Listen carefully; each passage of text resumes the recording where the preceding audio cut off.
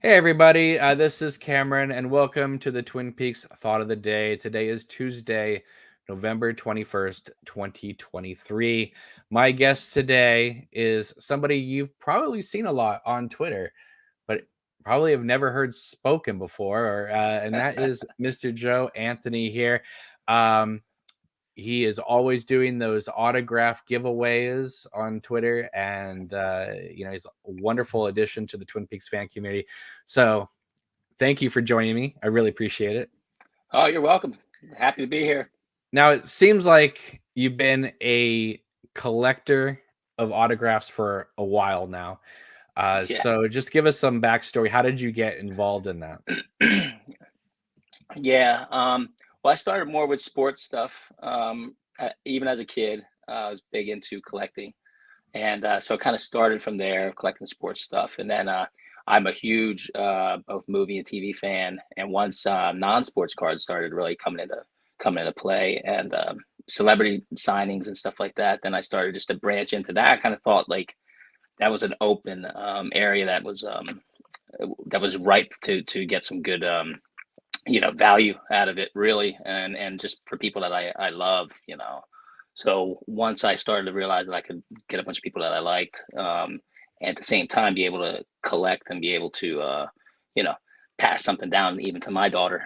That's kind of like where it all kind of started. But it started with me collecting baseball stuff. I have a 1909 Ty Cobb card. It was kind of like one of my first things that I had gotten once I was able to actually buy something for myself. And it kind of started from there, as I would then just search for, I go to get Babe Ruth stuff, everything that I thought was a collectible that I could actually, um, create value and actually have something down the line that I could both sell or pass on. So you're not just a collector for yourself; you also collect to resell at some point.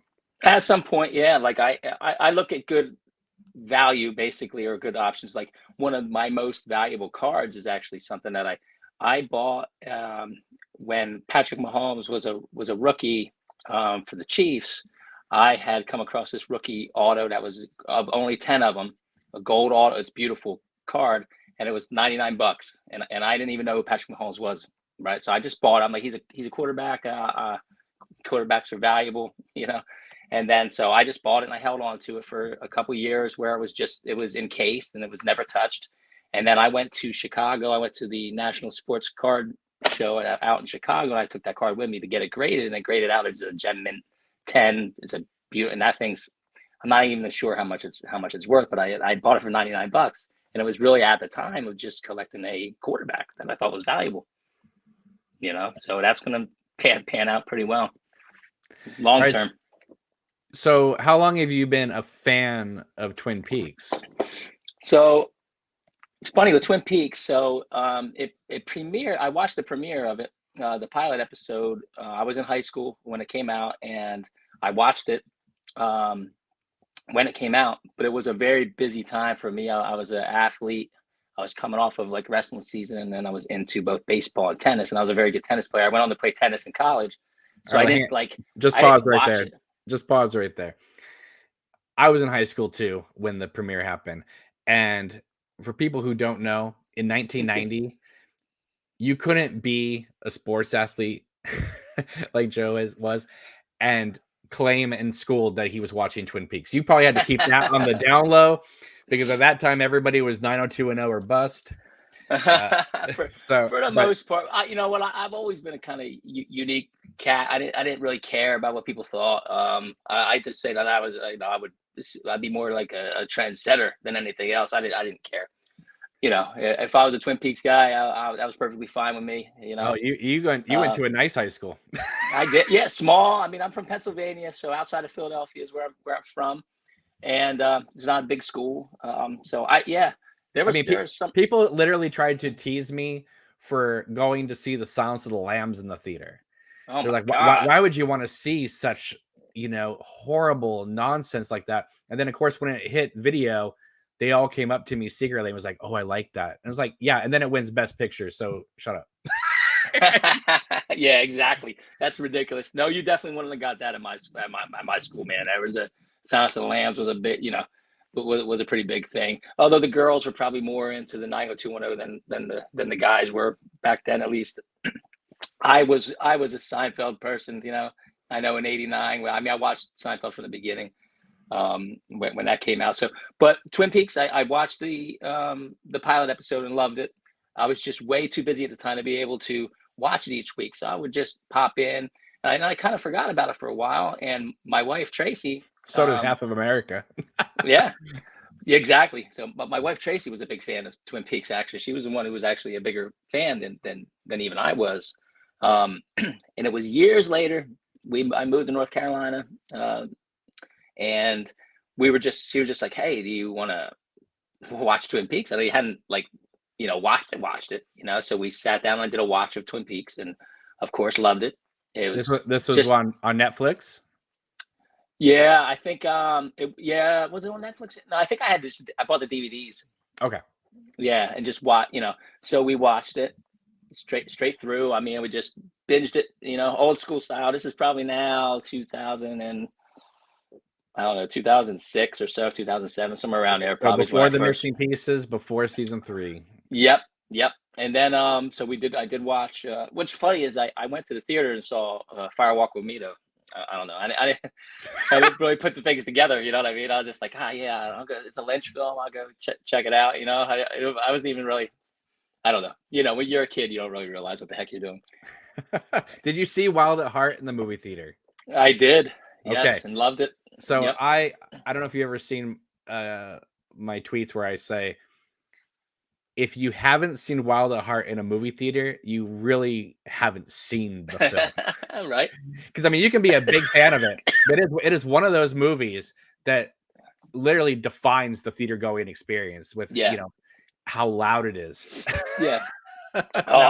In your face. Me and my cousin, man, I think we saw it at least twice in the theater. And then like once it was released, we'd watch it all the time. I just loved that movie. Yeah, so I'm with you on that, man. Yeah, that theater it's definitely better than watching it here. You know how like they go around and they do these screenings now of Fire Walk with Me? It seems like every month there is. Like there's one part of me that's like, oh, that's really cool. People get a chance to see it on the big screen. And then there's another part of me. It's like, yeah, but Fire Walk with Me isn't Rocky Horror. Like, they have this thing on tour. I mean, to me, I feel like Wild at Heart would be like the perfect Lynch film to tour across America, because one, it's fun. Two, Fire Walk with Me is filmed 185, so it still kind of has that TV framing to it. Wild at Heart is huge. It is 235 to 1, and it's loud as hell. Big stars. I mean, it could definitely find a new group of people, and people can quote it and laugh at it and have fun with it in a way I don't think you really can with Fire Walk with Me. No, Fire Walk with Me is not something you can do that with. Yeah, so when I hear about them doing these like midnight shows of it, I'm thinking that's kind of a dark, depressing movie to get together and watch. I mean, I guess I've heard that people get together just to make fun of James in the movie, which I think is bizarre. So I mean, I think something like Blue Velvet and Wild at Heart, even Eraserhead in a way would be like, oh man, I would love to see Lynch films to like tour across America. I would love to see Eraserhead there just for the sounds, for sure. I just watched Eraserhead probably about a month ago. I hadn't seen it for years. Like if Lynch really wanted to blow people's minds, because Eraserhead is about 90 minutes or so, he could put on episode 8 of Twin Peaks as the like a sort of a, I would say the short, but beforehand, and then put both of those, episode 8 and Eraserhead, on an IMAX screen across America. No, I love it. That's a great thought, man. And I will tell you, people, anybody who hadn't seen the Eraserhead, man, you gotta see that. That is a unique viewing experience, man.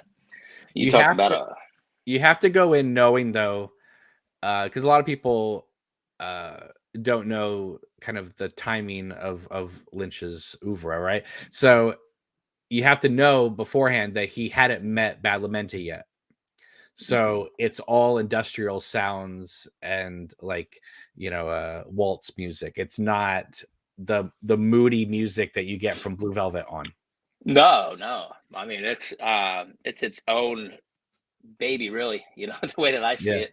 But Yeah. it's so unique. And Mel Brooks is It's like, I mean, I love Mel Brooks, but it's like to be able to look at Eraserhead and be like, that's the guy for the Elephant Man. yeah, And yeah, I think it comes down to, well, I have these really great actors involved, so they'll bring the performances, but Lynch will bring the atmosphere. yeah. And because if you look at Well, it's just, Eraserhead, it does have a lot in common with the industrialness of the yeah, Elephant Man, yeah. I you agree. know. I And think it's that's what shows you how much of a genius Brooks is. To be able to see that. right, right. And I think that did you see the story about Kubrick with uh Eraserhead? Right. They were showing it Yeah, during the making of The Shining. yeah, yeah. That's classic, man. There's a Love really it. great YouTube video. Um, I think it's been published for a few years now, but if you haven't seen it, check it out. There's a reporter in like it's in the early 80s, and he's filming himself, and he gets Kubrick on the phone, and Kubrick just sits there and like answers every question the guy has about 2001 and The Shining, something that Lynch would never do. Yeah, yeah, And I don't even know if Kubrick would really do it if he knew that one day this kind of thing would be leaked out to the world. You know what I mean? yeah, But in 1983, 84, who cares, right?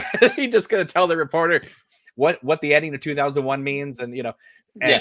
I find that kind of stuff fascinating. It's like if you read Lynch's book, the Lynch on Lynch book, Hmm. and if you actually read it cover to cover, the questions asked, Lynch answers like a huge portion of them, something that he would never do on camera. Right, Like right. for instance, he actually goes in depth about what the whole Annie in Laura's bed sequence is about. Hmm. Right? Can you imagine him like on an interview No, just no. saying That's that? But so if you haven't read the Lynch on Lynch book, everybody seriously get it, because not that you're obviously looking for answers for everything, but it's interesting to see him really dive deep into the explanations of how he sees it that yeah, he normally would never allow himself to film yeah. him. That's.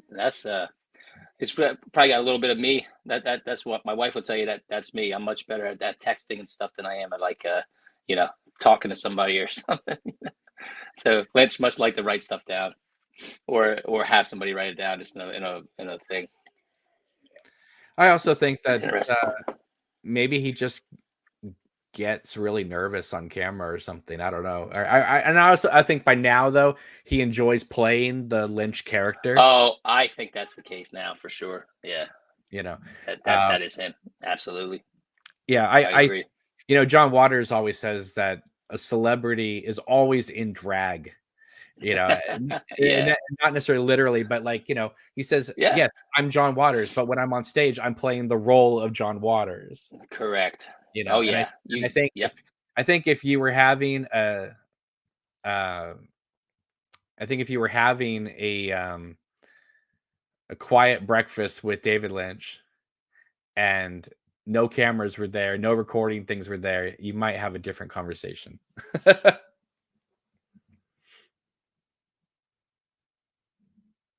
think did we lose you? Hello? Hello? You're Sorry, man, back. I lost you for a second. Yes, sir. You're I back. got a call and it jammed my phone all up here. Sorry. No worries. Where was I? Oh, I was just saying, I feel like if you were at like a breakfast with David Lynch Mhm. and no cameras were there, no recording instruments were there, not saying that he would tell you what everything means, but I have a feeling like he may discuss things with you in a more like I conversational, elaborate way Yeah, I than think there's no doubt about that. putting him on the spot. Yeah, there's no doubt about that.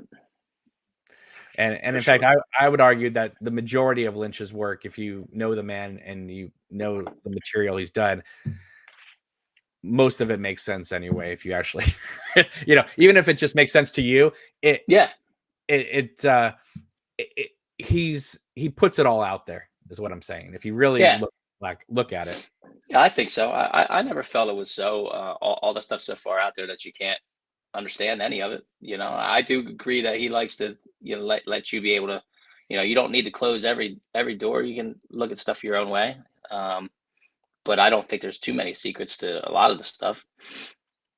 Right. It's like I Personally, remember when seasons 1 and 2 were out and people were saying, "Oh my god, it's so confusing and yeah, surreal and mysterious." And now you look at seasons 1 and 2 compared to, let's say, The Return, and you go, "Actually, it's pretty straightforward." it is. Yeah, I had a buddy that watched it just because he knew I was into Twin Peaks. He's like, I never watched Twin Peaks, so I'm gonna watch. So he would keep texting me, and or he'd talk to me at work or something, and he was confused. I'm like, man, I'm like, I don't know. I think this is kind of like pretty straightforward, you know. God forbid you when you go to wait till you get to the return, then you're gonna have a lot of questions during the return. You're gonna have no idea what the heck's going on in that. Yeah, I think that television just became when you get into things like Breaking Bad or Mad Men or whatever shows, it was kind of a new thing to do a kind of a continuing story. I mean, Yeah, yes, soap opera did that, but back then there was no TiVo, there was no buying things on streaming. If you missed an episode, you were done. yeah, You know, absolutely. I Yeah, mean, my sister missed, I think, 2 or 3 episodes during season 1 and never got back on the train because she's like, "I don't understand what's going on." yeah. And now you look at the show and you go, "God, it's not that complicated." But if you look at No, compared to today's TV, I think today's TV kind of instilled it that, it kind of took when you look at Fargo, things like that, it's, yeah, it no, for sure. it helped elevate TV so much that now Twin Peaks looks very quaint. Yeah, no, I agree with that for sure. Yeah, So when they got to the return, it was like, well, how are we gonna? We can't do the same thing again. So how are we gonna give a feeling of this? And it was like, okay, let's mix it all up and tell all these stories but mix up the timelines and the time frames and things like yeah, that. yeah. So I mean, it No, was it very definitely it took me more to kind of keep track of the timelines in the return, which I thought was what made it interesting. Was just right. all And piecing all now that together. 6 years later, you look back at the return, and to me, I feel like the return is now getting to the point of season 1 and 2 because Yeah, now because we've had so much time to digest it and yeah, think about it. And yes, there are new things being discovered every day about season 3, which I love. Um, but at the same time, I feel like right at the time it came out, I guess I, I don't know. I couldn't believe that it took 4 or 5 years to really process what we went through and right. watch. And Yeah, and I do think that post COVID, season 3 plays even better, yeah. which is an interesting thing. I agree with that too, for sure. Yeah, I'm still in a rewatch of season three myself. I don't even know how many times now, and finding different things. So I try not to get too involved in reading up on it. I like to just try to figure stuff out as best I can for myself, and I'll go in and read Sure. some other stuff. Just to see what other people were thinking, whether I'm on the same frame of mind as what other people were thinking at the But time. as you rewatch season 3 over and over again, what I'm basically saying in terms of its relation to season 1 and 2, at the time it felt like you were being bombarded with all this new imagery and characters and things like that. And now that it's over, that particular season, not necessarily Twin Peaks, Yeah, and you watch it and you can watch it from start to finish, you start to see that actually no, a lot of it is pretty straightforward. yeah, for sure. No, no, it's funny because you're absolutely right. As I've watched it more, but I do remember the feeling of watching it each week Mhm. and it feeling much more abstract to me than it is now. But I think that's like you said, you get a couple years in and you get a little bit more, comfortable with it. You know, I don't know. It's hard. But That's a Lynch thing, man. people felt that way about Fire Walk with Me as well. You know, I mean, Yeah, to yeah, me, I felt that one of the return's greatest strengths was that this may sound funny to a lot of people, but for a long time, Fire Walk with Me, whether you liked it, whether you didn't like it, or whatever, it was always treated as sort of the bastard stepchild of the Twin Peaks universe. Like, even if you liked it, it was there were these things with the ring and yeah. and Annie in the bed, and then Cooper saying don't take the ring, and then there was all the stuff about the Garmin Bosia, and yes, I understand Cream Corn was in season 2, but they didn't call it Garmin Bosia yet. No, no, no, no. And there's whole thing with Teresa Banks, and it's funny because now when you watch Fire Walk with Me, it's pretty straightforward, and even if it does jump around, but like season 3 in many ways made Fire Walk with Me absolutely essential as being almost like the bridge to go from season 2 to season 3. For sure. And I agree. I think while there was always interest about releasing the deleted scenes of Fire Walk with Me, I think the timing is impeccable as to when they did it, because without seeing those deleted scenes, a lot of season 3 wouldn't make as much sense. I agree. So I Yep. think they had it in their mind, because obviously it was only a few months after the missing pieces were released that season 3 got announced. So I Yep. think they thought, we have to drop these now, get this in the public consciousness, so that when season 3 comes out, it will, because a lot of those missing pieces actually tie into season 3. Oh, definitely. Oh, yeah. They're so good too. It's so And, that same thing with season 3 as I feel with the missing pieces. It's like, when I first saw that missing pieces, I remember thinking, I really like it overall, and there was like 2 or 3 or whatever, maybe 4 that I thought, really should have been left in the film if possible, if they had, didn't have that contractual timing of 2 hours and 15 minutes. right. But now, after watching that Q2 fan edit for years, where they basically incorporate everything back into the film, it's kind of like, no, I think that 90% of those need to be back in the film. I totally agree. It's so much better with them. It's kind of funny just how much of a difference that is.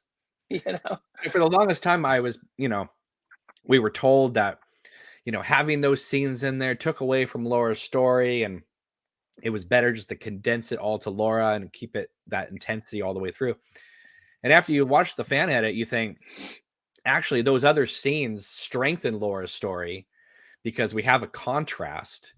Yeah. And it's good to see a lot of the people back, but then it's nice to come back to Laura's story, because it's like, oh, what's she doing now? As opposed to just back to back to back to back Laura. I agree. Yeah. Which is like, Yep. it just even a few of those peppered into the theatrical cut, I think would have gone a long way Yeah. into helping audiences. It might have not made as much money, but I think the perception at the time would have been maybe a little bit better. Yeah. Like Yeah. Obviously we live in a Marvel world now, but I've said for a while that if they had included the Annie in the hospital scene with the nurse as a post-credit sequence, Yeah. it would have brought down the house, because and I think it's actually essential to have that as a post-credit sequence, because the whole thing is about the ring throughout the movie, and if you show that the ring continues on past the movie, Correct. then that would make people go, well, what's going to happen next? Yeah. As opposed to when the movie ended, so many people watched it and said, that's it. Yeah. Yeah. Right? Totally. So I mean, imagine if that Annie scene had been in a post-credit sequence. I mean, we would have like gone crazy. Yeah. Yeah. Yeah. Anyway, obviously, 100% right. Monday morning quarterbacking 30 years later. But Yeah, 30 years. No uh, big deal. yeah, but yeah, I feel like season 3 really, I think it has really aged well. Very much, Oh yeah. it's almost like a Kubrick film where it comes out and people like it, people argue about it, people don't like it, and then 10 years later, it's a masterpiece. Oh, for sure. Yeah. I was surprised how quickly a lot of people felt it was a masterpiece. I kind of thought that it would kind of work that way, like it would take time for people. So I was kind of happy with the take of it, really, because I found it to be just enthralling, man. I mean, it was just something else, man. Like, I've talked with people since obviously it's come out, and expressed like certain things that, like, I might have little quibbles with here, because everyone's going to have quibbles about. I mean, it's an 18-hour thing, right? You're going to have Yeah, for little things sure. here and there. But what I like about it is that other people have said to me, well, I feel like this works because this and that. And sometimes I hear that and I go, that actually makes a lot of sense. Right. And then those things over time get smoothed over. Um, Yeah, and absolutely. I love that. If someone can actually, tell me in an intellectual or emotional way, like why that actually, rings true. Yeah. I go, okay, I'll go with you on that one. Yeah. Uh, Well, that's part of the great community that we got here for the most part. This Twin Peaks, you know. so let's get into this. So you go onto Twitter and you Yep. start dropping. You got autographs on Twin Peaks cards. Yep. I can imagine that your followers increased quite a bit once you started dropping those little tidbits of knowledge. Yeah. Yeah. For sure. I wanted to just to. I mean, I had followed you. I followed a lot of folks within the community there. But I was just kind of just. I just followed. I just listened. I just read, and I just really kind of like used a lot of my spare time. Just re-falling in love with Twin Peaks itself. I kind of started to feel like, I'd like to give something back to this community because it's really given me a lot of entertainment, over the last few years. Mhm. And I had slowly started to build my own sets of stuff, as far as the Twin Peaks cards and everything, and like the other memorabilia and everything that I had. So once I started to assemble more of it, I thought, I think what I probably should do is my little piece of it. What I know is collectibles, and why not give back to the community and try to make other people a little bit happy, especially people who can't really, might not be able to afford these cards and really want one, or are huge fans but don't know how to protect them, don't know how to get them, don't even know what to do. And, So that was kind of like where it came into play for me. especially since so many of the cast members are no longer with us, Yes. right? That Yeah. changes a lot, because you can't just go out and get Jack Nance's autograph anymore. No, no, and the Nance is a huge one in the Star Picks, the 1991 set that came out first. I have all of the Star Picks autos, all graded actually by PSA, which is it's a one of a kind set, really. So that was a thing that I tried to assemble for the longest time, and once I was able to actually get it, I had a lot of other Star Picks cards at the time. Then just various stuff. So that's when I started giving some of these away.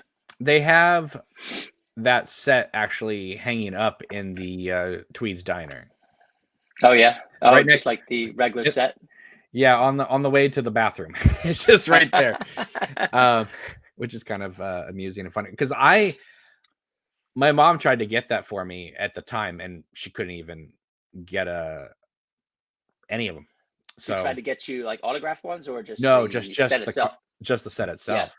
Hmm. I think she even tried to get me that Twin Peaks Gazette thing that was out at the time. It was like a little newsletter, Yeah. and they had already discontinued it before that happened. So, because remember, Kimmy as Lucy was doing those like 1-900 numbers, or you could Yeah. like, yeah. So yeah, my mom was like, trying to help me out with some I love cool that, man. fan stuff back in the day. But What a good yeah, mom. we couldn't get any of that stuff. I did find Dune trading cards once, and Yep. I was I able got a to. sealed packet of Dune cards Yeah, somewhere. that is what I had, and I turned around and doubled my money off those things. I wish I'd kept them because I think they'd probably be worth even more now. But, Yeah. Yeah. Yeah. Oh yeah. which I have to say, guys, I know Lynch poo-poos his version of Dune all the time, but if you get that Arrow 4K set, it is stunning. Mm, Regardless of what you think of the movie. I mean, seeing that film in 4K with all those real sets and again with that yeah. industrial feeling, uh it's really hard to dislike the film. Yeah. Even if you don't like the film, it's hard to I dislike it yeah. just looking at. I enjoyed it. I mean, I understand why he's not a huge fan of it, and why others aren't that big a fan But of it. But VHS was not kind to it in pan and scan and fuzzy imagery. But I'm saying in that Arrow 4K, it's something else. yeah, You know, VHS wasn't kind to a lot of movies, that's for sure. no. Lynch actually came out against VHS in the 80s and said Laserdisc is the way to go. Yep, um, love it. yeah, yeah. So, well, that's exciting, and I'm thrilled because whenever you do the giveaways on there, it seems Yep, like you get a real nice reaction and people wanting to be involved. absolutely. Yeah, everybody seems to enjoy it. I know, even they enjoy just the random giveaway itself. You had that one moment there of I always say I really wish everybody could win because it just kills me that you have so many people get involved in it. Really, so many people want this one, or it's their favorite character, it's this or that, and you just kind of feel bad. It's just randomized. Right. But slowly and surely, I think I'm at least 30 some cards into the to those giveaways, and Now, I've given away everybody from uh God, so there's some really big ones that I've given away. sure. Now, you said you were pulling some things for today's show. Do you have anything you can Yep. show us? Oh, I've got a bunch of stuff. So here, I'll show you the Grail card first. I don't know if you can see it here. Try to put it closer here. This is the Lynch star picks, right? Oh yeah, with him on the railroad. Yeah. Now, but it's his autographed. This is ridiculously valuable. Let me see if I can just pull you up by yourself. Let Yeah. me see. There you go. Okay, so there's the Lynch auto, graded by PSA. And this is probably more like the holy grail of the Twin Peaks cards right here. The David Lynch. That one will not be on the giveaway. That will not be on the giveaway. Thousands. That's worth thousands, yeah. But Yeah. here's another rare one for that one is the Joan Chen one. So here's Joan Chen, right? Now she doesn't have a lot of signed stuff, period. So when I came across the Joan Chen, that was huge. I figured people would like to see that one because that's one you don't get to see very often. Josie And Packard is an underrated character to this day. without question. Here's your buddy, Mr. Nance. Jack Nance. Autograph. All right, so I have to ask you, are you getting these autographs or did you have to purchase this from other people? No, these are purchased, yeah, because they were only in that 1991 set, and the Lynch card was actually only given to like Star Picks employees or something. So that's why that one's like super hard to get. But yeah, like so I had to, and they're officially Star Picks, so it's not like getting them in person. I do have a couple in person signed cards, but no, I had to track all of them down, and then get them. Since you are based out of the East Coast, did you go down to that Florida show when they had that huge Twin Peaks reunion? No, I didn't. I had something else that same week. Maybe was I in Vegas or California? I can't remember where I was, but I couldn't go to it. I would have loved to have gone to that though. But I did get a couple of those packs of the Jazz Beatlers cards that he did. The Twin Peaks cards that I've given one or two of those away as well. The set he did for Spooky Empire down there. Right. They're pretty cool cards. He kind of based them off of the 91 Star Picks cards. Just a little cool little thing. But did you go? No. Yeah. No, I mean, if I lived closer, probably. Yeah. Right. But I'm not gonna go all the way to Florida for No, that. I don't blame you for that one. But yeah, I'm not too far away from there. I would have went down if I wasn't tied up for sure. Sure. I did. I got up to where did I go? I went to Maryland. I'd seen Sherilyn Fenn, and I saw Ray Wise up in Maryland a couple years ago. Sure. So close enough for me to get to at least. Look at that card you got coming One up. more here. You got to start another Star Picks. I thought you guys would like to see. This is another rare one to get because, of course, Frank's been gone a long time. But there's the Frank Silva. Nice little, awesome card right there. Someone needs Love to come that. out. Someone needs to come out with a Fire Walk with Me trading card set. Yeah, I have the. What do I got here? Let's see, we pulled a couple other things that people probably would like to see. There was arguably my favorite one is the Lynch McLaughlin dual signed Okay, to me, card. that's the holy grail one you've shown so far. Yep. Oh man, this is Because having them that's a beaut. together as a team, Yeah, right? yeah. Which It is my favorite one probably. I think the Star Picks Lynch is the rarest one, obviously, but that one can't go wrong with that one. Also, my two guys right here. You got Aunt Kean and McLaughlin. it's a good picture of them too. Cool. Yeah, I like that one a lot as well. I'm a big fan of both of them. Did Two of my favorite characters. Did Michael J. Anderson sign one? No, he didn't. He's one guy I don't actually have something of. He's a difficult one to get anything for. Yeah, he's a real treat, isn't he? Here's one I know a lot of other folks like. See, David Duchovny.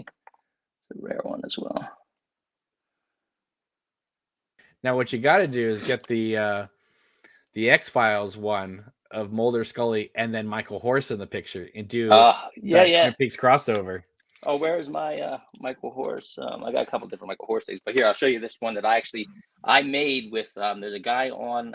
He's actually on Twitter. Tan Man Baseball Fan. His name is. He's Tanner Jones. He makes custom cards, and so I've worked with him to do a couple things. I got a Christmas Story card that I made with him, but I made this Twin Peaks one. So I always wanted a card that was kind of based off of the squad. You know, these guys. So I had him make this. I took autographs of Michael Horse, Aunt Kean, McLaughlin, and Miguel Ferrer, and I made a card out of it, which is pretty cool. Now this is a one of a kind. That is absolutely that's gorgeous. Yep, and this is the back of it. So we pieced all these together with autographs that I had, and Tanner made the card himself. I kind of told him basically what I wanted.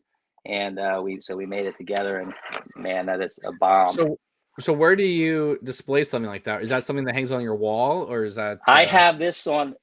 Yeah, I can. If I get a chance, I'll just walk you around here. But I have that on on one of my bookcases in my office. So right now I'm in my office, which is just surrounded by what my wife would call clutter, but very valuable clutter. Now it's ask right next. As right a next to my George Harrison autograph. It's right next to my George Harrison. I have to ask you as a collector, do you like tinfoil your windows so you get no sun bleach in there?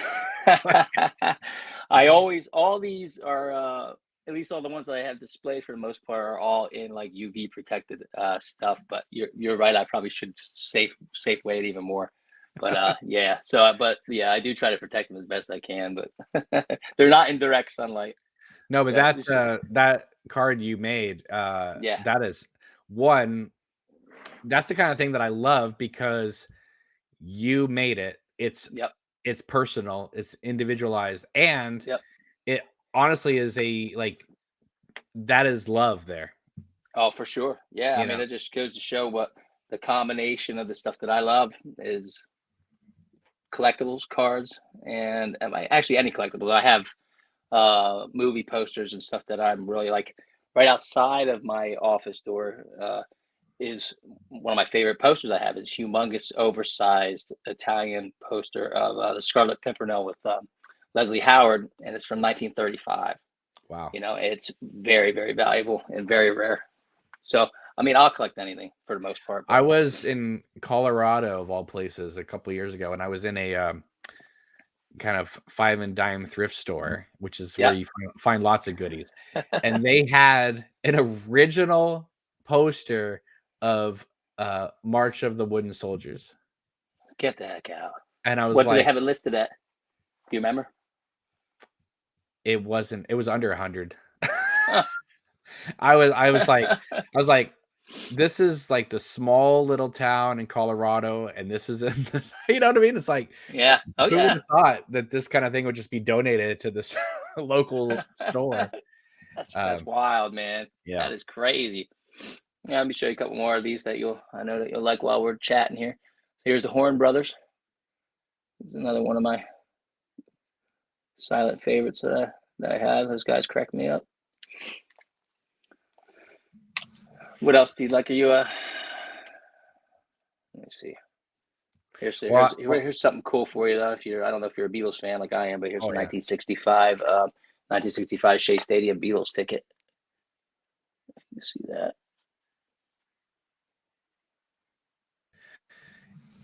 Yeah, my dad was a reporter, and he actually got to meet the Beatles, and we have pictures of them that have never been printed in a book before. Get out. Yeah. That is So awesome, man. Holy cow. That is cool. There you go. You like these? These are the chip cards. So one's the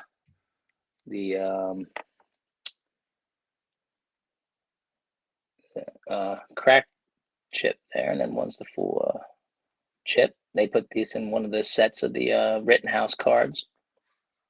They're pretty cool. Very yeah, thick cards too. those are cool. I've actually held chips from that were from the actual shooting of the show, which is nice. It's kind of a great thing to be like, ooh, these are the actual for sure. The actual Yeah. chips, you know. That's awesome. We have some regular McLaughlin ones that were all for came out in that release. Here's the newer one, and then you have the old school one. McLaughlin. What's great about those is that Coop. he either autographed those in 1990, 91, or post 2017.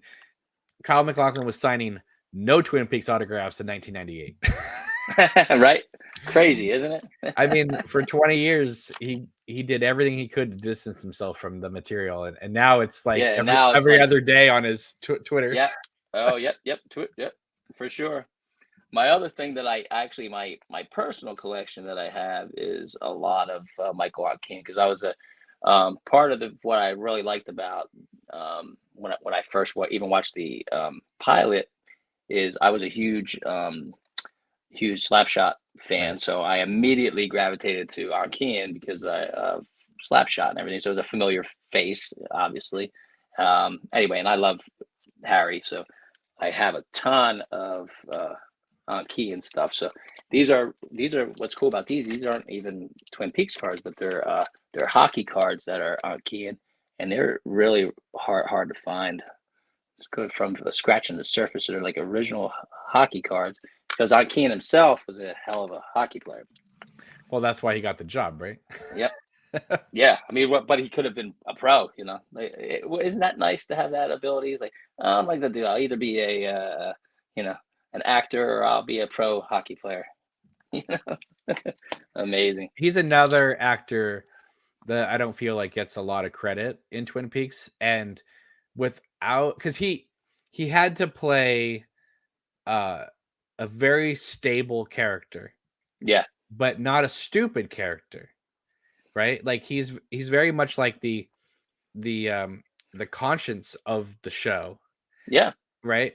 But at the same time, though, it's not like the town was just doing all this stuff and he was oblivious to it. Right. He seemed like he was sort of trying to provide a balance by showing by example, as opposed to just he certainly wasn't like Albert. Albert definitely wanted to make him out like he was what do you call him, a knuckle dragger or whatever, But no, I agree with you. That I think that relationship, and I put that on Twitter a bunch of times, and somebody says, "What a great twosomes or combo, whatever. I'll always put Harry and Cooper because that relationship from the get go, I thought was just one of the pieces that is the reason why I always go back to even watching those first two seasons is not only go back into that world, but I really enjoy that relationship And it personally. never was shown again post season 2. No, I know. Go figure, right? And here's these are all inscription cards that Kean did. So he did one that says Sheriff Harry Truman. He did one that says I'm no Dr. Watson. He did an Albert. And he did a Donuts for Everyone. So yeah, I collect everything that's on Kean, man. Big fan. It's a shame he wasn't in season 3, but Robert Forster was. If you're gonna substitute him, Robert, you could do a lot worse than Robert Forster. Agree 100%. I love Robert Forster. I would have preferred to have on Kean. On all honesty, this is actually the rarest on Kean right here, from the first release of the Twin Peaks Rittenhouse cards. This one's a tougher one to get. So I'm happy to have it. Well, you also recently got Heather Graham. Yeah, that's right. Yep. Where we got Heather. Finally, we have to have a little Annie representation on this show. Yeah. What's nice about these, when I send you yours, you'll have this JSA sticker on there and everything, because I already took care of all that. Nice Heather Graham. Yeah, I'm happy to be able to track her down. Well, she's kind of come out of the shadows recently with her new movie, so she has to do publicity for that. Yeah. And also the fact that she just a few years ago directed her own movie, so for a while she kind of was laying low, but now she's kind of coming out a little bit more. So I seen you post a couple of things on Scorsese, so here I pulled in my Robert De Niro autograph. I thought you might like it. Cool. That's a hard one to get. Yeah, for sure. What else did I get here? Oh, here's another one that's a rare one to get, man. James Gandolfini. It's funny, he did all these movies for years, and nobody paid attention to him until The Sopranos came out. But he's so good at Sopranos, He's amazing. Yeah, but he was great from True Romance, and he's fantastic at that. Even an 8mm, he's fantastic, and I like the Christmas one with Ben Affleck. Just his frustration in that just always cracks me up too. Gandolfini was just a great actor. Oh yeah, and then he shows up in Crimson Tide, and it's like whenever you needed a guy that looks like he was going to kill everybody in the room, you put him in the movie. Yeah, exactly.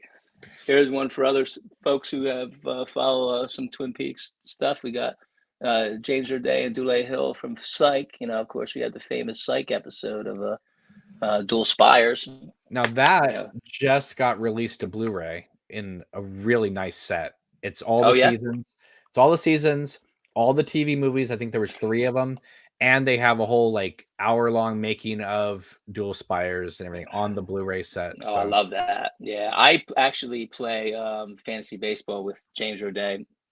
So we've talked about Twin Peaks a few times. So it's pretty. I've given him some of my spreadsheets for baseball. I said, "This is look. I'm just going to give this to you because as a thank you for Dual Spires."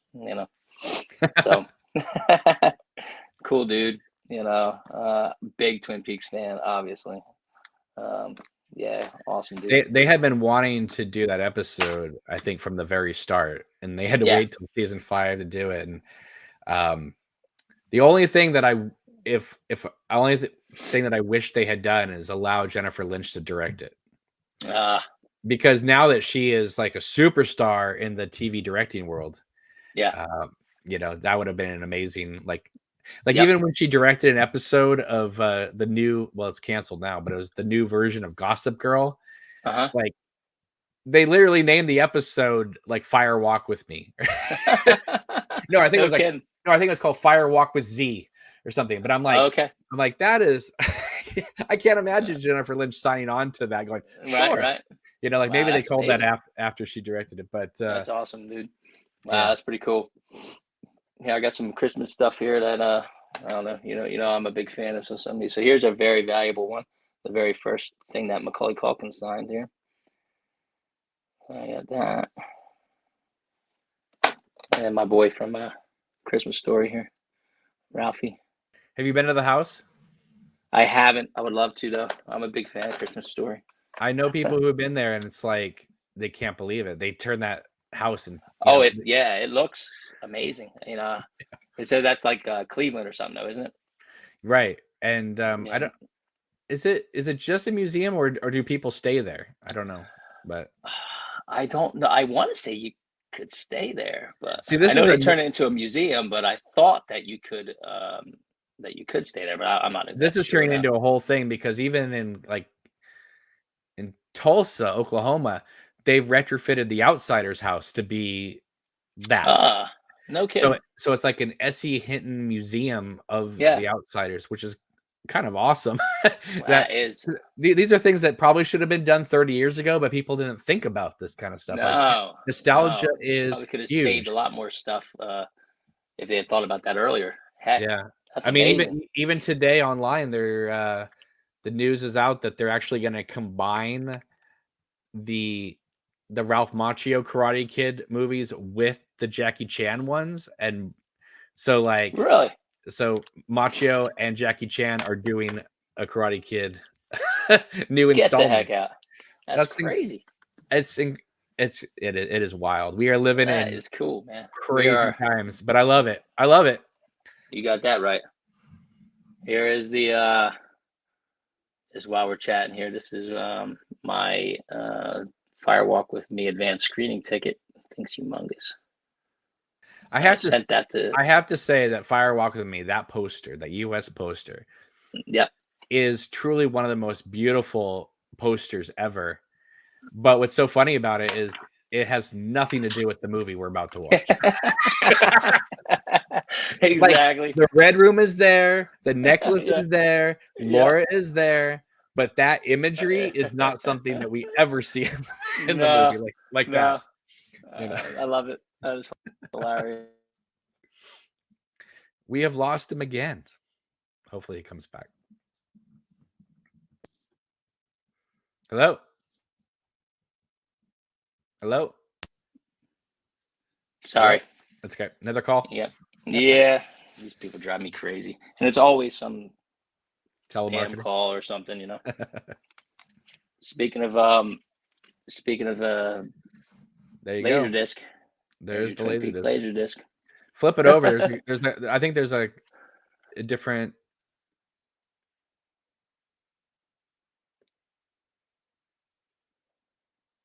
No picture of Chris Isaac on there. Yeah, right. You're right, man. There's no picture of Chris Isaac on there. That's crazy. That's hilarious. I just got this recently. I don't know. I just wasn't that expensive. I could send it to get encapsulated. I've got like what I got. I got Dazed and Confused. I got Home Alone. They're already graded and encapsulated. I'll collect anything, man. Well, laser discs are fun now, even if you can't play them. It's just something that you could hang on your wall. Yeah, yeah. I mean, they're like art, really, to me at least. Oh, here I got this too. I do got a pack of the Twin Peaks cards, but what's cool about this one is it's signed by Phoebe Augustine. That's really cool. Did you see? It was a while ago, but on eBay, somebody was selling Pamela Gidley's script from Fire Walk with Me. Get the hell out. And it had like a few scribbles of her notes on the cover and stuff like that. Get out. Yeah. Huh. If they relist it, I'll send it your way. Because yeah. Yeah. Please do. Yeah, no, I like when you send me something. Like when I saw the Heather Graham thing, I was like, hey, Cameron, man, she's finally signing something here. Yeah, I had wanted to send the Queen of Hearts script to her because she probably wasn't even going to look at what it was, just autograph it. and I think that would have been a pretty cool Yeah, thing to have. she would have probably signed anything that you sent for sure. Right. Yeah, she would have done it. I can't remember. They had different like tiers based off of what you're gonna send. You Oh, know, and then I so sent you the thing that that Ray yeah, Wise, that Grace yep, Zabriskie, Cheryl Lee, which I think is a really cool deal if you want their autographs and you can't get to a because you're gonna be able to get Cheryl Lee and Ray Wise because they're now doing the festival circuit all over. yeah, Grace Zabriskie, yeah. no, she doesn't. So that's your chance to get the whole Palmer family on that family On portrait, yep, yeah, which yeah, is yeah. which is astounding. I'm gonna get one. I think I do have I have Grace's Star Picks card that's signed. Obviously I got them all, but I would like to have that with all three of them on there because exactly like you said, you're not gonna get Grace on anything. I mean, they have that one where it's like, they're separate pictures at the dinner thing that they did with Lynch for the Blu-ray Yeah, set. But to me, I feel like that family portrait is everything. It tells you everything about the family in that one picture, and having all their autographs on that particular yep, one. yep. Are you gonna get it? Probably. Like this is one that I recently just got. Uh, I couldn't nice. I couldn't beat that. That's fantastic, dude. Yep, Yeah. love So, um, yeah, there's Ray Wise is honestly, one of the nicest people in the world if you ever Oh, get a chance to meet. yeah. That's what I had him sign one of the Twin Peaks Firewalk with me. He was awesome. So He was one of the ones I got to meet. he does a lot of the festival circuits, and I've met him probably a handful of times over the last 20 something years, right? Yep. Not once have I had a negative experience meeting him. Yeah, yeah. That He guy, was. that guy knows how to make you like if you're a fan, you're going to be a bigger fan after you meet him. Yep. And Yep. that's not For sure. something you can really say about a lot of celebrities. No, because often what I've noticed, at least a couple people that I've met a couple times, is they tend to at least have one bad day. Right. Right. Yeah, And yeah, Ray Wise is just always a class act. Yeah. And I met him first time I met him, he was promoting Jeepers Creepers 2. So like, Twin Peaks was over and done with. It wasn't even on DVD yet. Yeah. Not on Netflix, no missing pieces, no season 3. Nope. And I remember talking to him about Twin Peaks, and he says, what's funny? He goes, I haven't talked about Twin Peaks in years because it had come. You remember it was for about 10 to 15 years, Oh, for sure. completely forgotten. Yeah, because even I forgot. I mean, obviously, there's people out in the fan community who obviously didn't forget. We didn't forget, but Yeah. But I'm just saying, like, I went to Snoqualmie, North Bend area in 2003 with an ex-girlfriend, and I said, "Hey, is there any?" Because I remember seeing something about memorabilia or at least merch, that Yeah. they sold in the area, and they said, "Yeah, but that thing was filmed like 13 years ago." And I said, "Yeah, but it's 13 years old. You know what I mean? There's no Bob T-shirts anymore in the stores, Yeah. And it was like Fire Walk with Me just kind of killed it, and it was over. And the town Yeah. moved on and pretended it never happened. And now I'm sure you've seen that whole town is like, "Hey, we're the Twin Peaks town. Come on Yeah. down." I think I watched I watched an interview that you just did. I think it was probably more recently with the guy who he used to do the tours and stuff like that. And you were talking about that, Yeah. about how it was kind of like they kind of distanced themselves and then have come back. And I don't know if they could have come back if it wasn't for season 3, No, I right? don't think so. I I don't don't think I so. don't think in 2018 they could be like, "Hey, we're No, the Twin Peaks town." no, But yeah, when you say distance, we're talking about they pretended it didn't exist. It wasn't even crazy man. like there was nothing being sold in the Salish bookstore, right? It was Right. like, yeah, that was that. It would be like I don't know. I mean, there's lots of towns where movies are filmed, right? But they don't Yeah. but they'll say like, "Oh, this movie was filmed in this town," but they don't have, you know, festivals every year. Festival there. Yeah. You know, Hmm. I mean, Clint Eastwood has shot a lot of his movies around where I live. The Lost Boys was shot here. Basic Instinct was shot here. Zodiac was shot around here. They don't even bat an eye about any of that stuff. Like it's like Yeah. whatever.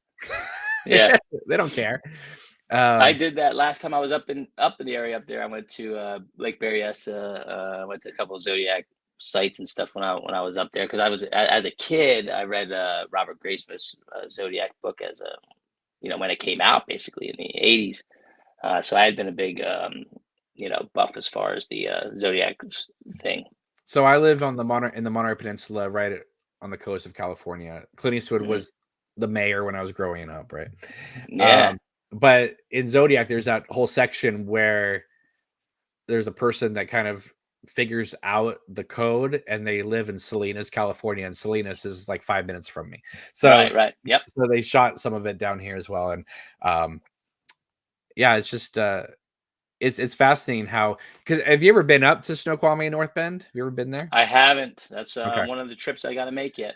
Yep. For Well, sure. it's basically like a pilgrimage to the Holy Land. Yeah. Yeah. If You that's as exactly your. as a fan, you have to go once, Yep. and it's Oh, I intend to. they keep modernizing the area for obvious reasons. I mean, places need to be modernized, but because of that, you get the road into Twin Peaks is a little different now, Yeah. and then obviously weather and stuff took out Jackrabbit's Palace, that type of Yeah. thing. But I mean, it does make me happy to see it being embraced again. But Yeah. you just got to be careful that when you embrace it, that you don't over commercialize it either. For You know, sure. you No. know, because No. And one of the great things about Twin Peaks was that it was special and individual, and it was like something that you could give a look to somebody like, "Hey, we know," but it wasn't yeah. something that it was never going to be something like Marvel where you want the whole world involved. Correct. No. No. I agree. Yeah. Even though I Yeah. say the more the merrier. Don't get me wrong, the more the merrier. But you know what I mean. There's a line between that over commercialization of it. Yeah. I think it's quirky enough that we don't have to worry about that. Yeah, probably. So, I mean, I remember thankfully. when season 3 came out, I was thinking, oh, this is probably going to be like a season 1, 2 thing again, where people get on board, and about halfway through, they're going to jump ship, and then it'll be Yeah. the hardcore fans that finish it out. No, I was wrong. The mainstream fans jumped off after the first 2 hours. Yeah. Yeah. Yeah. They That's what were I was gonna say. they were done the I don't first think. night, No. you No. know. I think the minute they realized that McLaughlin really wasn't in it yet, you know, I well, they I they were think they were jumping out. I think The actual Cooper, I should say, I think the fact that it also didn't even have anything. try to bring in new viewers, it just assumed like you're Yep. caught up. We've given you enough time to catch up, so here we go. Yep. Yeah. I agree. The fact that it begins with Cooper and the Giant or Fireman, Yeah. whatever, and their conversation, it's like, yeah, new viewers are done. I mean, what are you gonna? You can't bring anybody new in like that. No. No. Yeah. I love that though. They just rolled with it. Just probably was to drive the Showtime crazy. But Um, it actually makes sense because now that people can watch on or at the time watch on Netflix or Blu-ray or you could catch up. So for sure. it wasn't Yeah. like, kicking new viewers away saying you're not welcome here, but it was just like catch up and then join the party. No, I know for a fact. I know at least. I know my cousin and a friend of mine that they binged, you know, everything to catch up to, you know, what was happening to be able to watch it relatively with us. So I mean, it could have been done even, easily could have been done when you knew season 3 was coming. Well, especially since season 1 and 2 together is like 29 episodes. I mean, people binge watch. It's not that long. No, no, and I tend to now like I can cruise through seasons 1 and 2 very quick now because I'll tend to just fast forward all of James and Donna stuff. So if I do Oh, that, I can blasphemy. scan through it. I know, but there's certain things I just want to watch. So if you do want to watch something, you can really just go through something like ridiculously quick. Yeah. Yeah. I mean, don't get me wrong. I've watched all the James and Donna parts 30 times already. So now I want to see what I want to see, and it makes it really fast Okay, to so just go tell ahead and me go through. tell me a couple highlights of things from season 1 and 2 that you just love. What I love, I'll say, I want to say, May the Giant Be With You. Season 2, episode 1 is arguably my favorite episode. Like Really? when Cooper's waking up and Lucy goes to low down on what happens, what's happened, and he's like, "How long have I been out?" That whole that whole episode to me is just fantastic. Well, that's kind of a joke too, because literally 3 months had passed Yeah, yeah. since the season 1 finale. So Right, yeah, exactly. But no, that definitely that I love episode 3, Zen and the Catch a Killer. The whole rock throwing thing to me was one of the highlights. I think when I was originally catching back up with it, I just love that scene. What else? I also like when they did the raid on One Eye Jacks. oh yeah. That one always cracked me up. Uh, I don't know. I mean, I I mean, got Cooper literally slugs Jean Reno's girlfriend in the stomach. yeah, yep, yep. And And then you got what's funny though is if Hawk. you You're lucky you guys can't keep a secret. but what's You funny know. is if you go back and watch it when he throws that punch, it is the most gentlest. He has his fist cocked, but if Yeah, you look yeah, at his arm movements, he barely taps her, and then she's yeah, like, yeah, "Oh," yeah, yeah. because It's that's Kyle is hilarious. not full on method actor. He's not gonna No, just no, no, not in any means. Yeah, for sure. Um, Obviously, I think probably like everybody else, the Lonely Souls. I think really snatches you at the time. I think that's one of the most. I I love that you're using the German titles. It cracks me up. Well, I mean, that's what I call them. I don't know. That's what I like. I always kind of just go by that to me, man. But yeah, so I think of everybody else's favorite episode, but I got so many favorite characters. Sternwood, I love the Judge Sternwood. I like the quirky stuff. I like Well, the you probably courtroom scene. like Sternwood because you're probably a Something Wicked This Way Comes fan. I am a Something Wicked This Way Comes fan. Absolutely. Yeah, Yeah. that's pretty good. Um, I like when they're in the courtroom, when he the attorney's like putting in like when he gives like a reading for the mind mental reading thing. This is a Mayan as a normal Mayan, and the other attorneys like objection, like calling it normal. It's I don't know funny if you how remember that. yeah, there's I think I saw a picture the other day because I mean you see it's mostly shot in like medium close-ups of them Yeah, sitting in the audience listening to Leland's yeah, trial. But this is the Roadhouse yeah, doubling as a courtroom, which is weird because you would think Twin Peaks would have a courthouse. yeah, yeah. Um, I love the fact that they were like, you know what, let's not build another set. Let's just make it the Roadhouse. The Exactly. Miss Twin Peaks Festival is going to be at this location as well. But when they're at the trial, I think there's like a long shot, and the entire floorboard is like covered in like hay. And it's like, who the hell came in there and Yeah, sprinkled yeah, yeah. hay all over this supposed like, Yep. hipster motorcycle bar slash convention hall just to give it Exactly. like, no, today's the courthouse, so we need some hay all over the floor. Yep, yep. Yeah, yeah, yeah. I love that. Yeah, it's those little It was details, like, man, that always uh, crack me up. it's like in today's world, Lynch would have shown for 5 minutes somebody doing the hay Yeah, on yeah, yeah. the floor. Um, Yep. but I think at the time they were probably trying to get around the fact that we were in the Roadhouse again. Using the same. Yeah. I don't know. It was so obvious, right? That it was I don't know. I do love that though. It's just those little things, man. So many good characters. Let's just face it. Everybody who pops up in Twin Peaks to me It's is perfect a is a casting. it really is. Big Ed's perfect. And what's All the really girls. and I've always, half joking, half not, said that, like, Twin Peaks to me was like my Star Wars. Um, but one of the things that I bring up in relation to that is that because Star Wars, I know it was never at the time called Episode 4 until later, Yeah, yeah, but yeah. when you first watch Star Wars, one of the things that everyone talks about is that the characters are fully realized. They feel lived in. The sets don't feel like brand new sets. It feels like everything's, this is a world that already existed before the movie begins.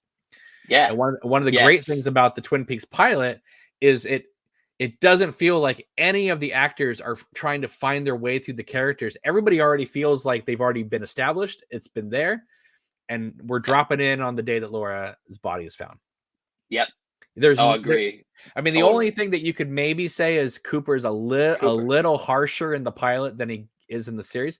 But Yep. my agreement to that is, well, he's been in Oakland, California for a while, and and then he was up in Seattle. So he's come.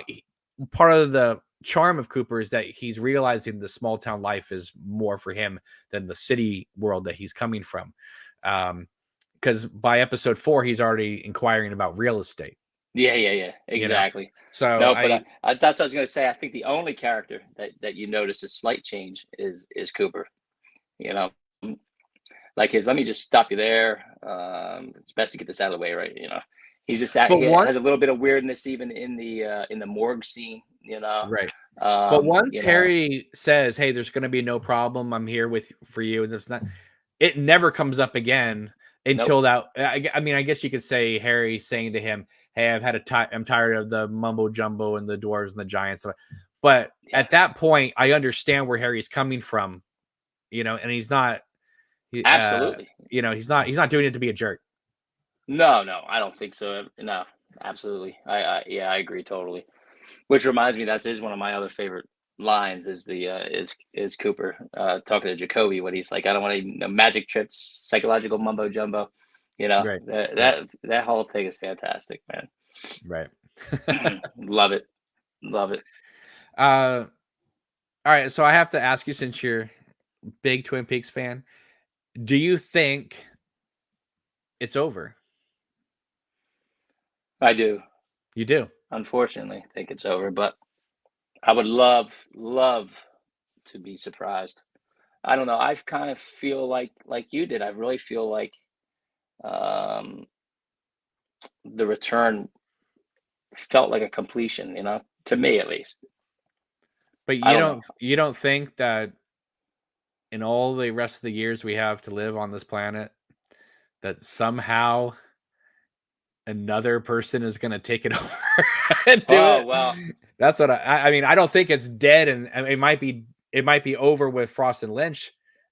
I even doubt that, but I don't think Twin Peaks as a property is dead. I think it will emerge as I something else, really books I or another yeah, I really series, hope or you're right. I do hope you're right. Um, I don't know, man, as we as the actors, as everybody continues to age, I mean, it could just be a new generation as far as it goes, but I could probably see that at some point in time, sure. I think You know? much like Star Wars, there might Yeah. be like a book series that comes out with different stories. I mean, Oh, I could see that I could happening. see something else within the world, but if you're just purely talking about whether I thought like Frost and Lynch were going to do something else, I kind of feel like this is it. But I would love to be wrong. I'll just say that. Yeah, I think if if COVID and all that didn't stop that, I think that even if it's not direct Twin Peaks, I think that I think obviously Lynch would like a budget, right? And if he says, I would like to create this original world, I think there is financing for that. But even if he Yeah. said, hey, I would like to do this original thing, and it's going to be set in the Twin Peaks world, even if it's not directly connected, but still might drop a name or drop a street name or something like that. the budget probably raises a bit more, right? Agree.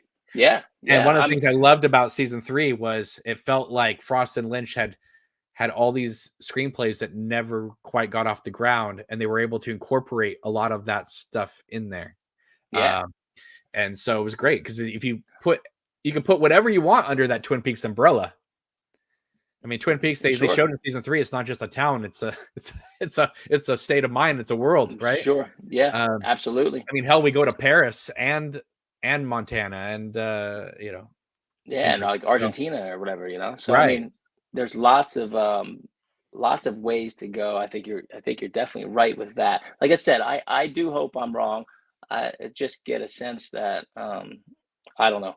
Let's maybe something springs up since we get a few more years out of COVID, and maybe they pick something back up that you know that we were all hoping for to begin with, 'Cause and remember, right at the end of right during the Emmy season, Lynch said it would probably be about 5 years before he would yeah, come back to Twin Peaks, and that 5th year was like, the 2021 COVID. So, okay, so you have to give space for that. Well, that puts us right into 23, 24. yeah. I mean, look, believe me, nobody will be happier than me. I know a lot of people say, hey, if it ends and this is what it ends on, I'm happy with it. I, I I would rather have something else personally. Um, Maybe it's just me being selfish because of the world. I just love the world so much. But um, I don't know, Hey, man. you're talking to somebody who had to make peace with that after Fire Walk with Me. I had to just say, "Well, we're Yeah, not gonna get anything else." yeah, Because for sure. even Lynch was saying as dead as a doornail. So I was like, "All right, I guess Yeah, we're not gonna get anything else." So yeah. These people everything tend to since then have. has just been a blessing. Yeah, yeah. So I mean, you take it. I guess you just take it whatever you can, But I But just don't see, um, even if Lynch and Frost didn't do anything with it, I can't see somebody at some point doing something in this world. Like, there's so yeah, many video games and movies that are inspired by it, all they have to do is just drop a name, and I was like, "Well, it's in the Twin Peaks world," you know? yeah, Um, yeah. You're definitely not wrong with that. I really wasn't thinking of it like that, but I definitely could see it. I don't see why not. And it's a long time. I mean, you're talking about that could and be at any point in time. and the thing is with season 3 is it world built so much that you could go in infinite directions if you Yeah, wanted to, for right? sure. Yeah. Yeah, I do think though. I do think we'll get something else out of Lynch. Personally, I don't know if it'll be Twin Peaks Well, we related or already not, but I did. I mean that monkey thing he did for Monkey Jack. what What was it? yeah, what did Yeah, Jack do? yeah, That was filmed, after season 3, so, I mean, that technically is one more thing. yeah. That's true. I hope we get something other than the Jack thing, but I'll be uh, honest with you, when I saw that short, I had kinda wished that had been a scene in The Return if Gordon had gone in and just for 20 minutes interrogated a monkey. I think that would've yeah, just made my whole year. uh, yeah. That was zany, man. Yeah, Hilarious, but I played a little bit of that song that the monkey sings for my son when he was like 3 years old, and he had nightmares. Like my wife was like, you did this to yourself." Like I got a video of him watching, and he's like, "Turn it off, turn it oh off." my God, that's classic, man. He My was horrified. wife, who loves Twin Peaks as well, but she when we were younger, she just traumatized by Frank Silva's Bob, and so Mm. still to this day, she just has a really hard time with Bob. I don't know, there's just something about it, that just to her, it really bothers her. Whereas my 10-year-old will see Bob on the TV or whatever, just laugh, and but she laughs at like what is she'll laugh at Voldemort and stuff. It's just I don't know what the hell we're doing here with our daughter, but yeah, she laughs at these villains. Yeah, my son loves, monsters and villains too, and, um, I tell him, I say, "You know what? Making friends with the monsters is good because then they won't give you nightmares. Because they know not to bother you." and they won't try to hide Yes. under your bed because, you know, there's Oh, I nothing love to that, man. scare. And so like he'll tell my wife, you know, because you don't watch scary things, that's why you could get a nightmare, and I don't. Right. No. You know, Clive Barker tells a story that when he was a little boy, he would look out his window at night and say to the imaginary monsters out there, whatever he assumed was out there, "Don't come in here and bother me because I'm much worse than you could ever be." I love that. Yeah, that's excellent. Yeah, it's kind of a great way. What was your first horror movie? I know for me, I think the first horror movie I remember watching as a kid, young, was Salem's Lot, and Mm. being terrified of Salem's Lot when I was a kid. Uh, I think the one I remember seeing first was like the TV cut of Halloween, Okay. and um, that still is my favorite version of Halloween because Carpenter at the time of Halloween 2 went back and or didn't go back. He shot new scenes for the TV cut of Halloween, Right. which I didn't know. I just always assumed they were part of the film. Right. So when I rented it, I was like, "Where are these scenes?" Because they were some of my favorite moments, Right. and they weren't there. And I was like, so to me, I've always just like, I prefer the TV edit, which is great because on DVD and Blu-ray they include it, but what they do is they don't give you the full edited for TV version. So what you do is you get those additional scenes in the theatrical cut. So there's nothing missing, Okay. Yeah. right? Right. So, Right. so now I feel like I'm getting the best of both You worlds get here. everything. Yeah. Yeah. Yeah. Oh, I like that. Yeah.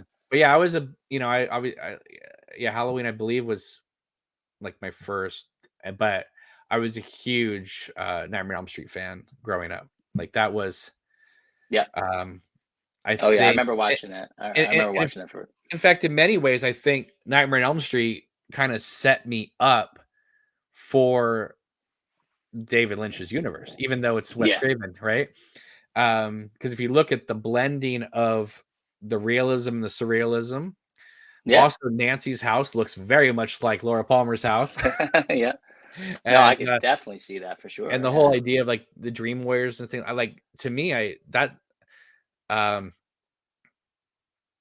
I mean, I know you haven't finished my film yet, but this whole idea of um, you know, Cooper's working with the giant and Laura's from the lodge and um Freddie works with the giant and Annie's had an encounter with the lodge and so they want her involvement. This idea of some people say like, oh, you turn Twin Peaks into like the Avengers, and I was like, No, it's kind of more like Dream Warriors. This idea that all these Yeah. people have a common Yeah. goal, Yeah. Yeah. and I kind of They like all have a that. piece in it. Yeah. I kind of like that team aspect that Cooper and Freddie Yeah. are coming at it from different angles, Yeah. right? Yeah. Yeah. I like that too. And they're all pieces of this puzzle that are going to come together and Yep. hopefully get rid of Judy or at No, least I kick her promise back to I her am going world. to finish. I will finish your film. No, Do I know you think? you've been busy and you've been sick. I totally understand. It's been, yeah. It's been a hectic stretch, but I will do it. No worries. Yeah. Just like you'll get the Andy Blackburn card. Don't worry about it. Oh, I You want can to make it count on clear. me. I'm not badgering you about it. I know. No, no. I'm just letting you know. I'm very trustworthy when it comes down to it. But do you think you're gonna do more? well, that is something that is being discussed and thought about. Because you talk about more within that world. You are more what's in the world, right? So Yeah. your own small little piece. It's what it So is. You know. yeah, I can't get into too much detail just yet, but I am thinking of doing a continuation. I wasn't planning on it, but the thing was is that I spent so much time editing it over the COVID time and all that Yeah. that I started thinking to myself, well, if somebody did come to me and said, well, this is really good, do you have any other stories? I wanted to at least maybe have one in my back pocket. Yeah. And then of course, over time, yeah, as Lynch likes to say, you come up with this idea and then maybe this idea, and then all of a sudden the ideas come together and you go, oh, there is something here. Yeah. So I'm really intrigued by doing that, but there are other factors. One is while Twin Peaks is still amazingly popular, it's not as fanatical as it was in 2017. Sure. So it might be Yeah. a little harder to raise the budget through the crowdfunding that I did the first time. So I may Yeah. have to find other avenues for that, or Yeah. at least be able to bridge two different ways of doing that.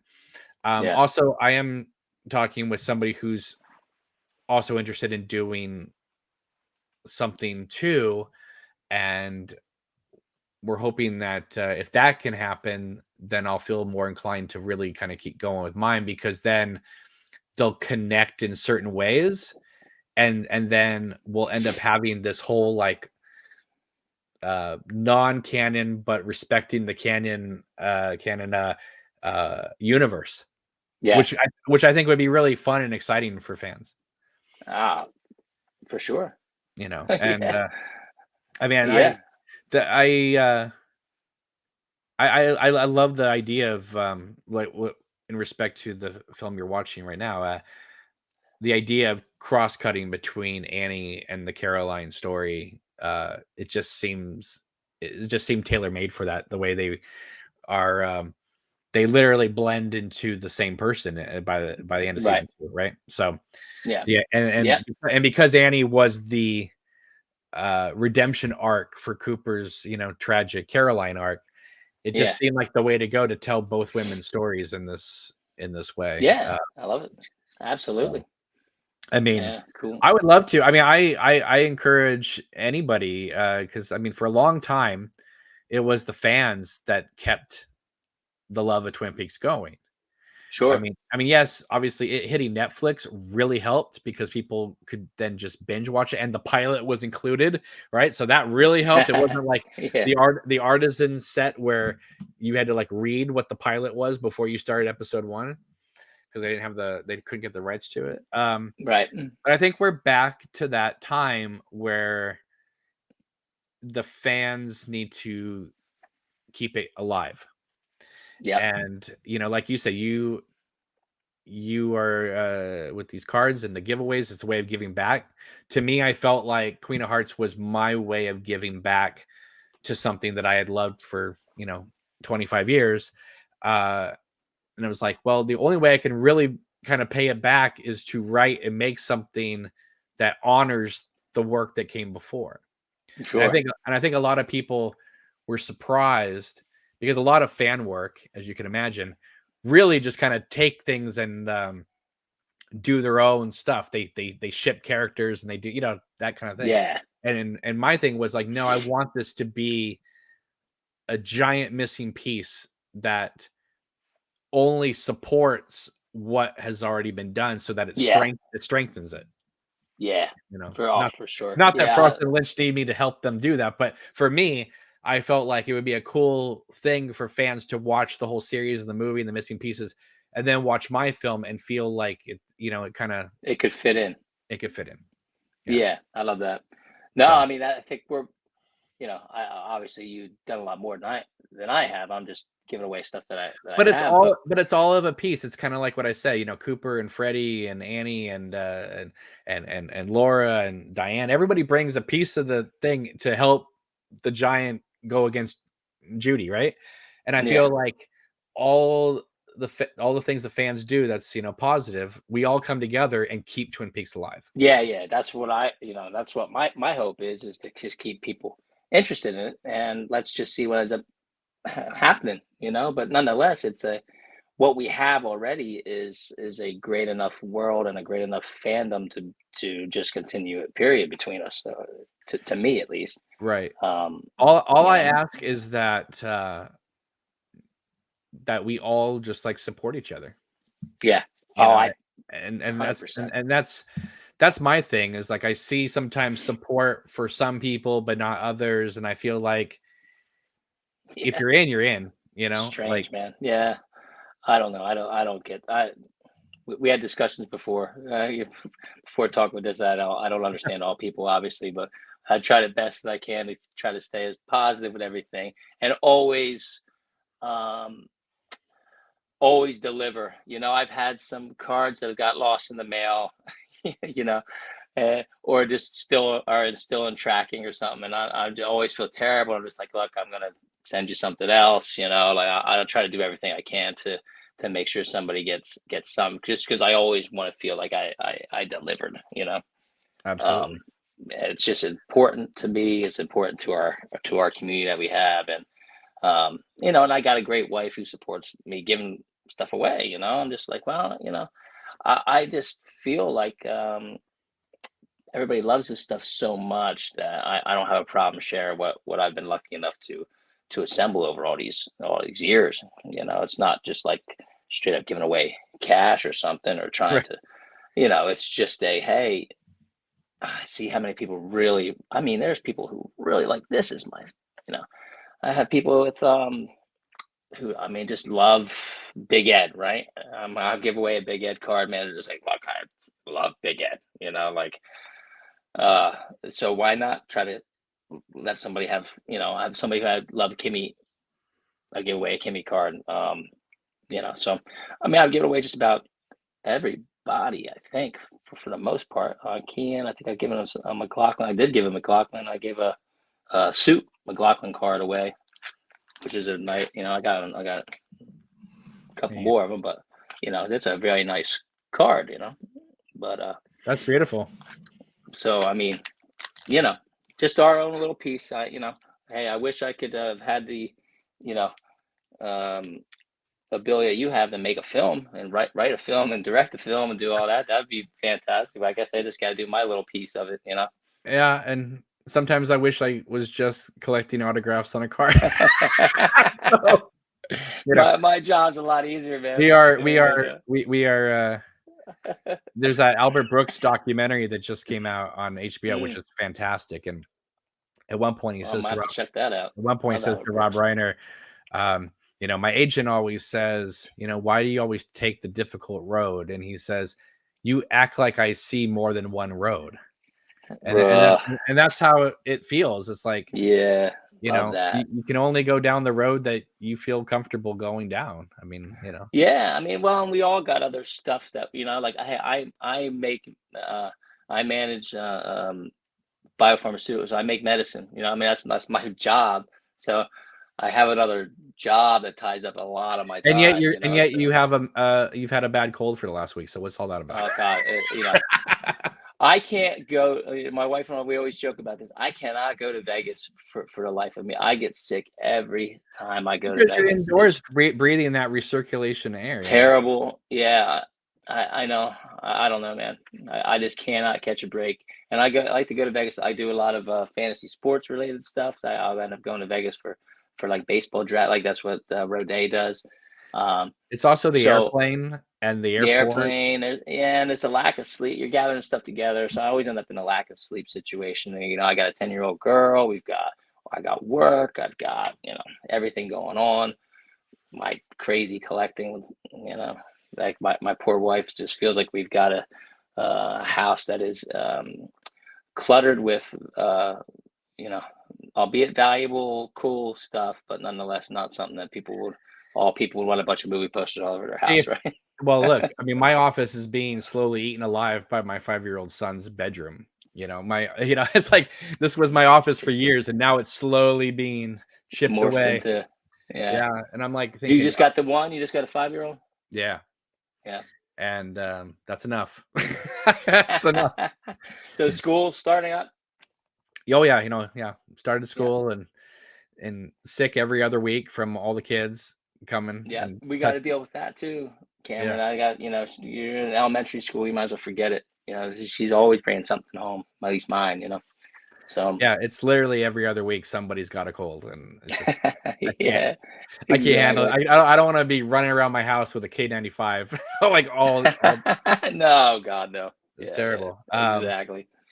But Yep. Yeah, well, yeah, this has been a lot of fun, man. Thank you for Yeah, dude. Thanks joining, for inviting me, man. and I'm glad to talk anytime, man. And like and I I know said, you're gonna be coming back on at some point, and we're gonna be doing a few giveaways here on this yes, channel, which will be yes, a let's lot of do fun. that. Yep, we'll do some giveaways. I will be sending you your things, so let me know when you get that. And no, we definitely get to stay in touch. And anything you need, you know, we're two peas in a pod here. Same little same goal of mine here is to keep this wonderful community entertained in some way or another. And they just, yeah, and keep the world of Twin Peaks alive, which is, uh, Yes, sir. I mean, we kept it alive for so many years just in our minds and our hearts, but it's also Yeah. fun to keep it alive in other ways too, and Oh, you got that right. Yeah. This is my black as moonlight, black as midnight on a moonless night. fantastic. So make sure to follow Joe on Twitter while Twitter is still active.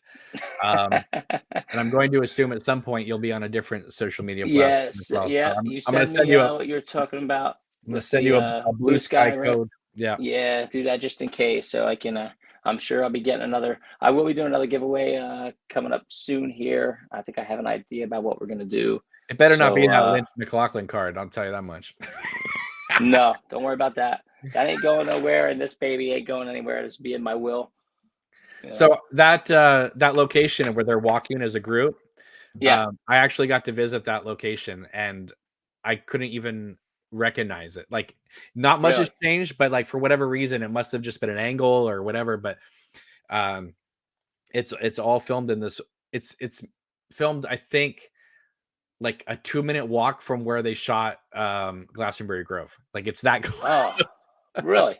Yeah. Yeah, I got to get up there. I can't believe I haven't been up there yet. That's just on the list for sure. Like I said, every Twin Peaks fan at some point has Yes. to go. Oh, I And agree. I agree. and I got to get up there for and sure. I got to actually, get up there. just real quick, I last summer went out to Montana and uh we did the going to the sun road, the beginning of The Shining where he's driving, all that, right? Yeah. And that was wild and intense. But there were so many times I was thinking, this looks like Snoqualmie North Bend in 1990, where we were. Right. Because like I said, up in the real area, it's still beautiful, still gorgeous. You should definitely still go, but it's definitely been modernized a little bit, right? Sure. There's Starbucks. It's not quite the Yeah. same small town kind of thing. Yeah. But in Montana, it definitely is in many aspects. Um, and then I was reminded uh, that Montana is mentioned how many times throughout Twin Peaks, from Missoula to Butte, Yeah. Montana, to Hungry Horse, Montana, Yeah. right? And then Buckhorn and all that. No, Buckhorn's North Dakota. North Dakota. But there's Montana's mentioned quite a bit. Yeah. So we're walking through. There's a lot of hiking areas and that type of thing, and we're in the national park where the Going the Sun Road is. But you can also go and walk in the woods and that type of thing. And it's very Twin Peaks feeling there. And you come across some something that tells you about the area or the spot you're in and that type of thing. Yeah. And it says that this land that we were walking on at that point is heavily connected to the Salish tribes. Get the heck out. No, right?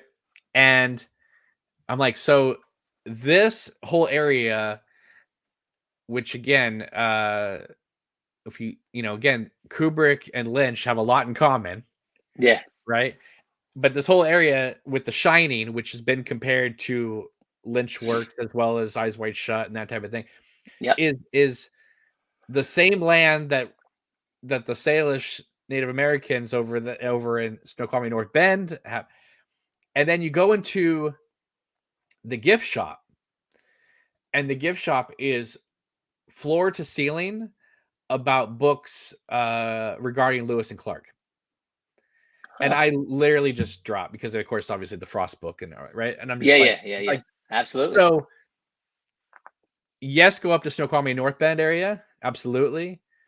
But I would say that Montana is the unrealized Twin Peaks as a fan, something you should Yeah. go to as well, because it's like experiencing the town, that area in a place where that has not been Yeah, modernized. prior to it being, yeah, Yeah, absolutely. I know what you mean. yeah, but it was just a Wow, that's trip. crazy. A trip. You know, I think I got a book over there about from the gift shop because I couldn't believe it. It was like Lewis and Clark and the Salish Native Americans. I was like, oh my god, this is amazing. That is amazing. Yeah. Yeah. So anyway, now that I've gone completely off I know, tangent, man. That's right up with the secret history and all that stuff. That's crazy, but it man. just kind of tied in with the fact that we were talking about Kubrick earlier, and it's like Yeah. Kubrick loved Lynch, but I do believe that Lynch loves Kubrick as well. I mean, he's always Oh, talking Lolita and yeah, things yeah, like that. But absolutely. Oh yeah, and I definitely get that and I for think sure. that they and you mentioned Scorsese as well. And while Scorsese is different than Kubrick and Lynch, at the same time, I do feel like, again, you only see one road, and I think that while they're different filmmakers, if you listen to each one of them talk about creativity, they're all kind of coming from the same place, where it's like Oh, for sure. Yeah, yeah. trust your instincts. Yep. You put it, Scorsese says, put it down the way you see it. Don't Yeah. don't overthink it. Just if that's the way you see it, put it down. Well, Lynch does the same thing. Kubrick does the same Yeah. thing. Absolutely. Yeah, I definitely see the similarities between the three, even though their works.